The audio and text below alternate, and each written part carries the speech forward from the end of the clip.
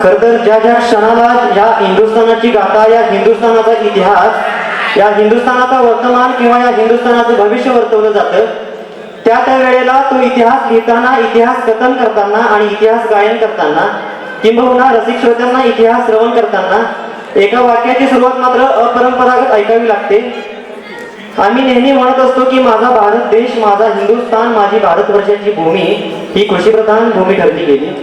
इथं सर्वोच्च पदावर माझा शेतकरी राजा विराजमान झाला. बळीराजाला पाहिजे तितकं सामर्थ्य मिळालं, पण सामर्थ्यवान बळीराजाची अवस्था खडतर झाली. आम्ही जाती, धर्म, पंथ यामध्ये विभागलो गेलो आणि एका शायरचा शेर मला इथं आठवतो. एक शायर लिहिताना खूप छान असं लिहितो की ना मस्जिद की बात हो ना शिवालों की बात हो, ना मस्जिद की बात हो ना शिवालों की बात हो, प्रजा बेरोजगार है यहाँ पहले निवालों की बात हो.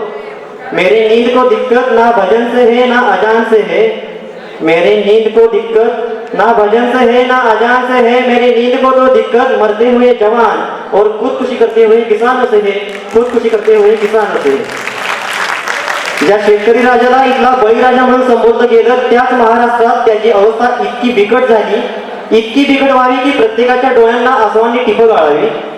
अरे तोच 350-400 वर्षांपूर्वीचा काळ पाहिला, जिथं आम्ही कोणाची तरी गुलामगिरी करत होतो, कोणातरी परकीय पायाची टापं आमच्या छाताडावर टापत होती.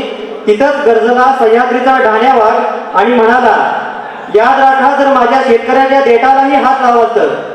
त्या राजाने आम्हाला सांगून ठेवलं की शेतकरी किती मोठा आहे आणि म्हणूनच या महाराष्ट्राचा आराध्यदैवत राजे शिवछत्रपती यांच्या भूमीत त्याच बळीराजाला, त्याच शेतकरी राजाला समर्पित असणारं एक नाटक शेतकरी जीवन घेऊन येत आहोत. कॉलेज ऑफ ॲग्रिकल्चरचे स्टुडंट्स.